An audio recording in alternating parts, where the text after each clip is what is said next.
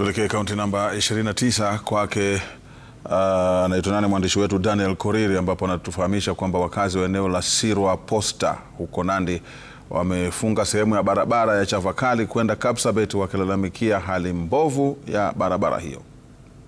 Wakazi walioandamana waliziba barabara ya Chavakali kwenda Kapsabet kwa kuweka mawe na kuchoma matairi, wakisema wamechoshwa na ajali za mara kwa mara katika eneo hilo. Walieleza kuwa barabara hiyo imeharibika vibaya na ina mashimo mengi ambayo yamekuwa tishio kwa watumiaji. Sisi watu wa mashinani huku tuko na tabu sana.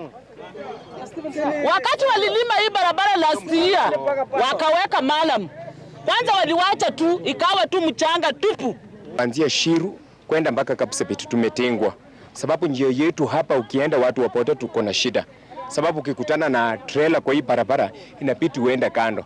Ona hiyo masaibu hiyo inapiti uruke chini, na ukiruka kama umepepa customer inapiti mpaka umwangushe. Hauwezi maliza wiki moja kabla gari jaanguka ama kugongwa na pikipiki, kwa sababu unapo overtake gari kama zimekuja mara mbili, barabara ni kidogo, tunaathirika sana. Kulingana na waandamanaji hao, ukarabati wa barabara hiyo muhimu inayounganisha eneo la Bonde la Ufa na kaunti za Magharibi umechukua muda mrefu mno. Kwa muda mfupi, mwezi jana tumezika watoto 3 wasichana, kijana mmoja ambao wamepata ajali katika hii barabara.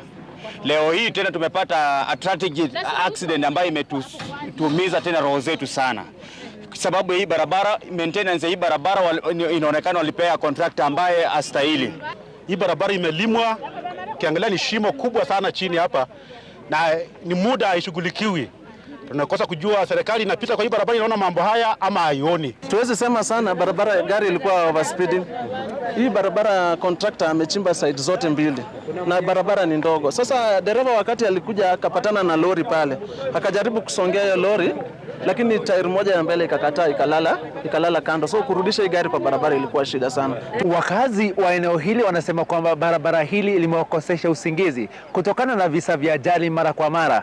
Hata hivyo, wametoa wito kwa serikali kuharakisha ukarabati wa barabara hili ili kupunguza visa vya ajali. Daniel Korir, runinga ya Citizen kutoka eneo la Sirwa Posta, kaunti ya Nandi.